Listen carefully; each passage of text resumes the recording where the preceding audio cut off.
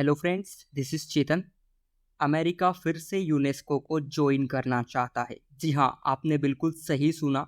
UNESCO के director general Andre Azoulay ने ये कहा कि इस जुलाई में अमेरिका औपचारिक रूप से यूनेस्को में शामिल हो जाएगा। 2017 में अमेरिका ने इजराइल फिलिस्तीन के मुद्दे पर यूनेस्को को छोड़ दिया था। United Nation Education, Scientific and Cultural Organisation United Nation की एक विशेष एजेंसी है जो शिक्षा, विज्ञान और संस्कृति के क्षेत्र में अंतर्राष्ट्रीय सहयोग के माध्यम से शांति स्थापित करने का प्रयास करती है। लेकिन आपके मन में ये सवाल आ रहा होगा कि इजराइल फिलिस्तीन के मुद्दे पर ऐसा क्या हो गया था कि अमेरिका ने इसे छोड़ दिया था। आप जानते होंगे कि इजराइल और फिलिस्तीन के बीच हमेशा संघर्ष चलता रहता है। आप ये भी जानते होंगे कि इजराइल और अमेरिका बहुत अच्छे दोस्त हैं। अमेरिका फिलिस्तीन को मान्यता नहीं देता, बल्कि वो ये मानता है कि फिलिस्तीन इजराइल का ही पार्ट है। लेकिन जब यूनेस्को ने फिलिस्तीन को अपने मेंबर के रूप में मान्यता देने के प्रस्ताव को यूनेस्को में पारित किया तो अमेरिका और इजराइल ने इसका विरोध किया। अमेरिका ने अपने यहाँ एक प्रस्ताव पारित किया कि वहाँ उन अंतर्राष्ट्रीय संस्थाओं की फंडिंग पर प्रतिबंध लगाएगा जो फिलिस्तीन का समर्थन करती है। एंड इसी के बिहाफ पर अमेरिका ने 2011 में यूनेस्को में फंड देना बंद कर दिया था तथा 2017 में अमेरिका और इजराइल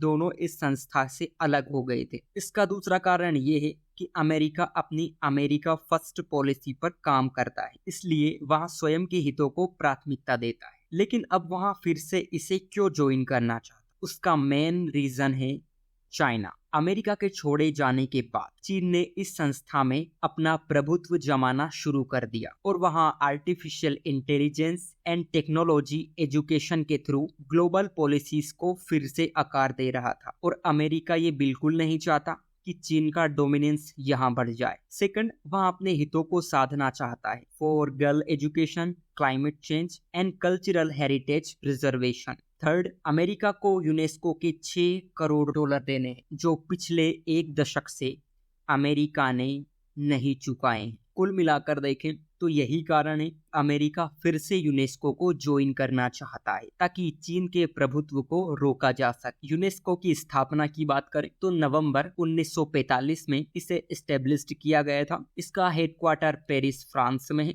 इसके ऑब्जेक्टिव की बात करें तो quality education, mobilising science knowledge and policy for sustainable development, addressing emerging social and ethical challenges, building inclusive knowledge societies through information and communication, fostering cultural diversity, intercultural dialogue, and a culture of peace. Focuses on global priority areas, Africa and gender equality. इसके notable और active programme की बात करें तो world heritage programme, education for all programme, international hydrological programme, man and the biosphere programme और intangible cultural heritage programme इसकी प्रमुख गतिविधियां हैं। Thank you.